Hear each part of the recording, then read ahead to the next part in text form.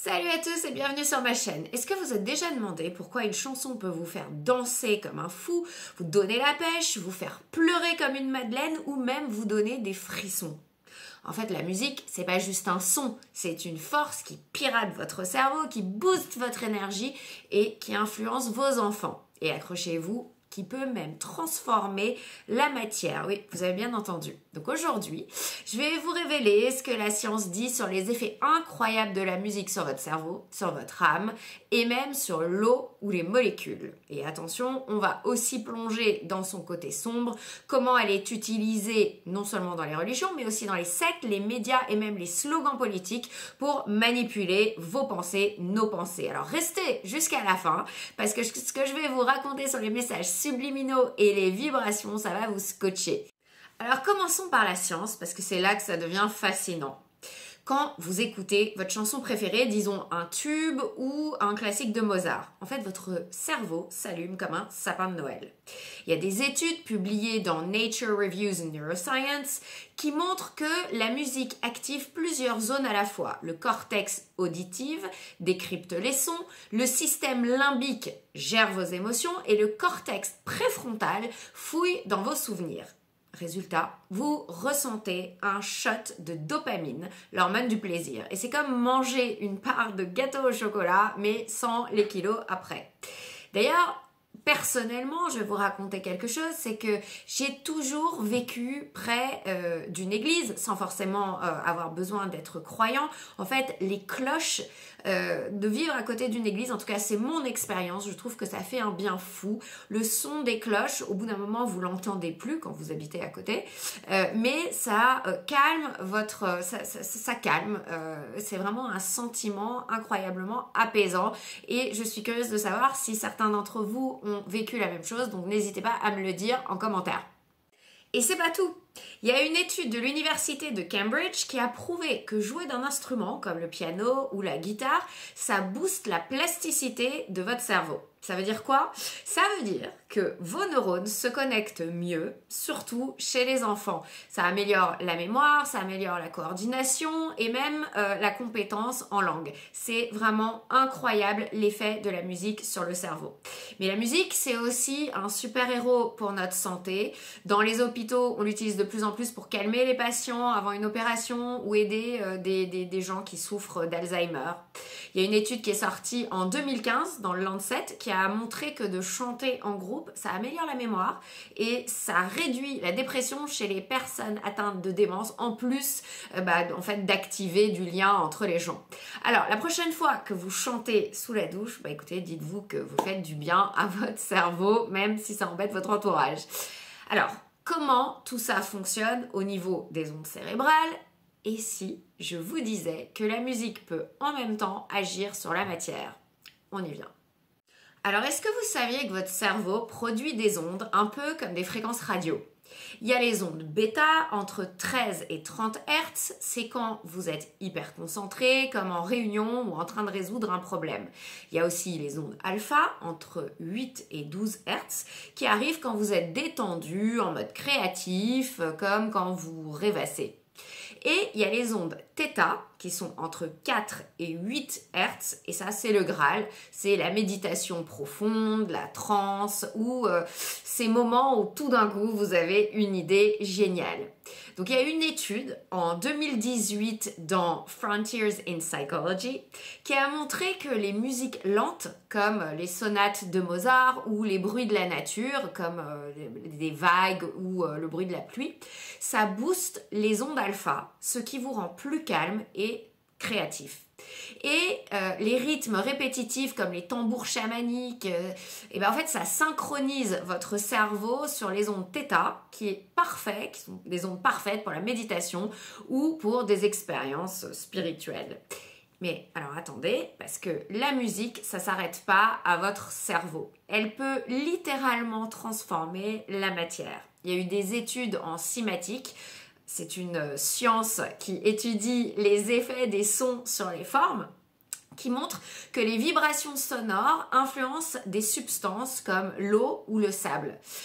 Par exemple, le célèbre docteur Masaru Emoto, que vous connaissez peut-être dans ses travaux controversés sur l'eau, a suggéré que des fréquences harmonieuses, comme celles de la musique classique, peuvent créer des motifs magnifiques dans les cristaux d'eau, tandis que des sons dissonants ou agressifs produisent des formes chaotiques.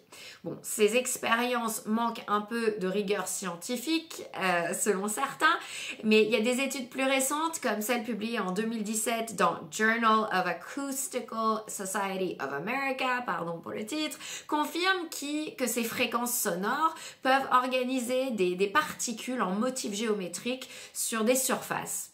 Donc en fait, on imagine les sons qu'on écoute pourraient, en théorie, influencer l'eau dans notre corps, dans votre corps, qui, évidemment, nos corps sont composés à 70% d'eau.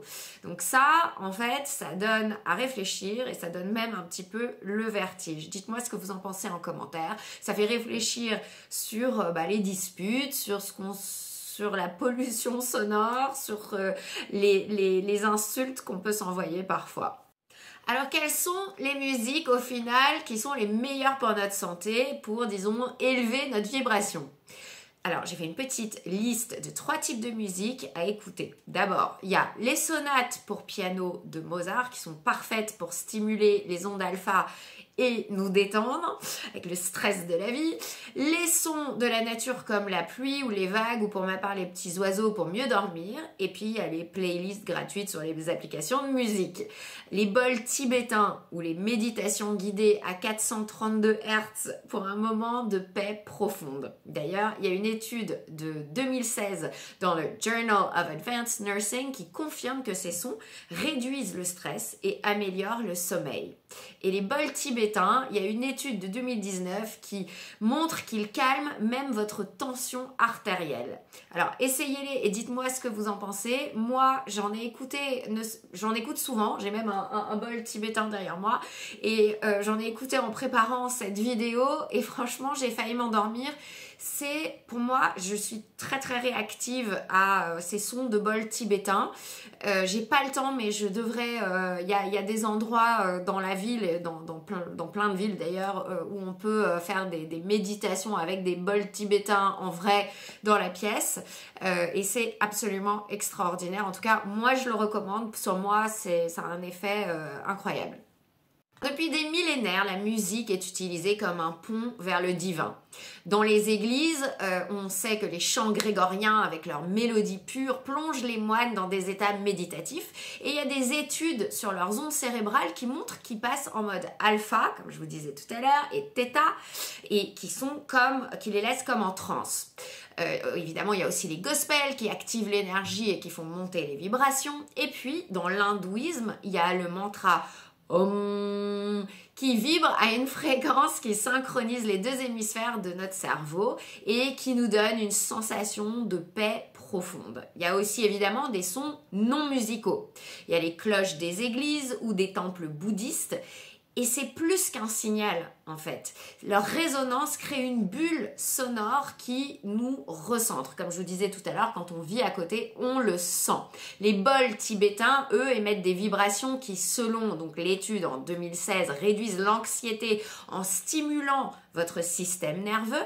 Et dans les rituels chamaniques, donc, les tambours de 4 à 7 Hz nous plongent dans des ondes θ comme ouvrant une porte vers une autre dimension. Mais en fait, la musique, c'est pas seulement pour élever l'âme, elle peut aussi créer une énergie collective incroyable et évidemment générer du lien. Vous avez déjà ressenti cette sensation dans un concert quand tout le monde danse ensemble, c'est absolument incroyable. Il y a une étude de 2017 qui montre que ces moments libèrent des endorphines dans le corps et renforcent le sentiment d'appartenance. Voilà, c'est absolument magique ce que des ondes peuvent faire sur notre corps. Mais attention, parce que tout n'est pas rose dans le monde de la musique. Vous devinerez jamais comment certains utilisent les sons pour contrôler vos pensées et même vos actions. C'est toujours les mêmes, en fait, vous aurez deviné. Restez avec moi parce que ce que je vais vous révéler va vous faire voir la musique autrement et peut-être vous faire prendre conscience de certaines choses. La musique, si puissante, peut devenir une arme.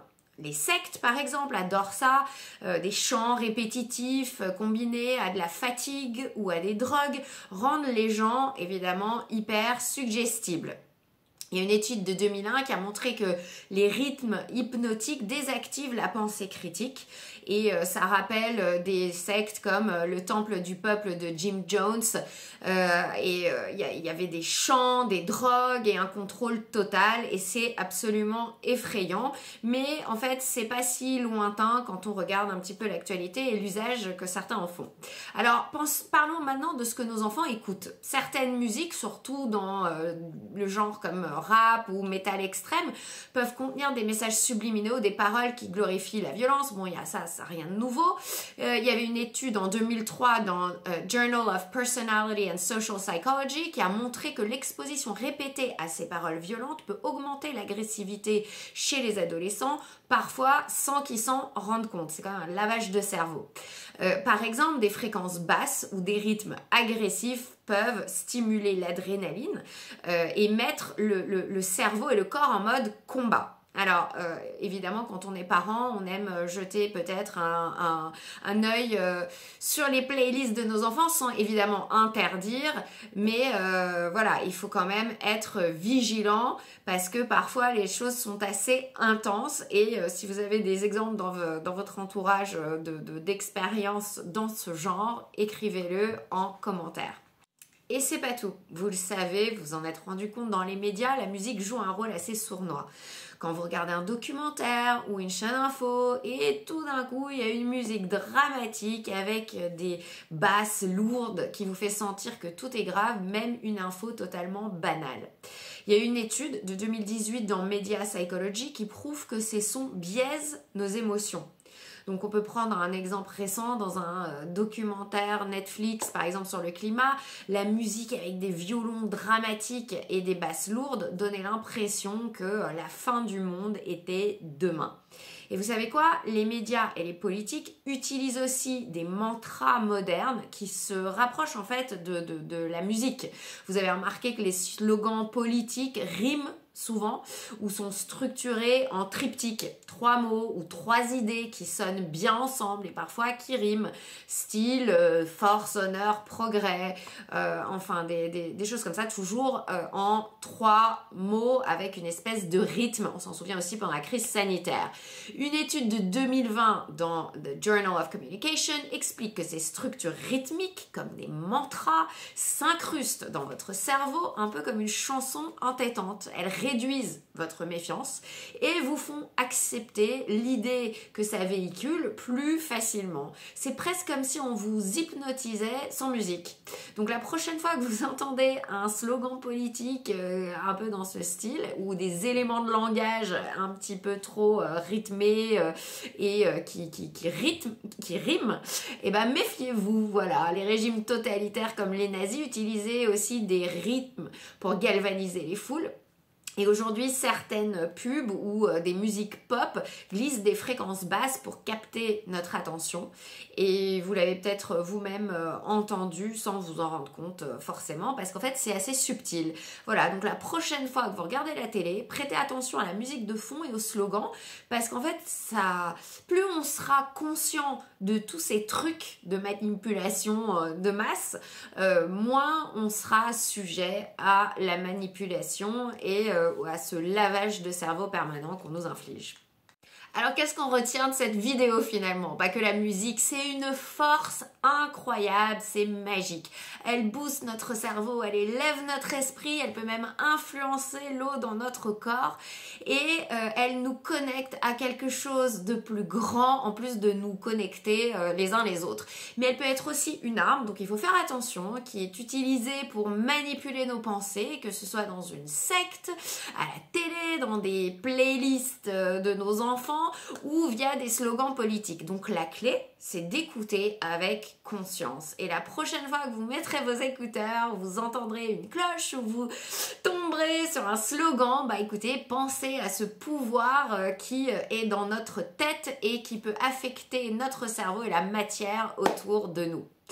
Donc j'aimerais en commentaire que vous me mettiez, bah voilà, qu'est-ce qui vous fait vibrer comme musique, quel sentiment bizarre vous avez eu lors d'un documentaire ou sur une chaîne info, enfin des expériences qui sont liées. Moi je lis tous vos messages, donc voilà, quand vous me mettez des commentaires positifs ou vous me racontez des anecdotes ou vous me donnez des sources, ça m'intéresse. Et vous, ce que vous pouvez faire aussi, peut-être si vous avez aimé cette vidéo, bah mettez un petit like, abonnez-vous, faites sonner la petite cloche et nous on se retrouve bientôt pour une nouvelle aventure dans une autre vidéo. À bientôt!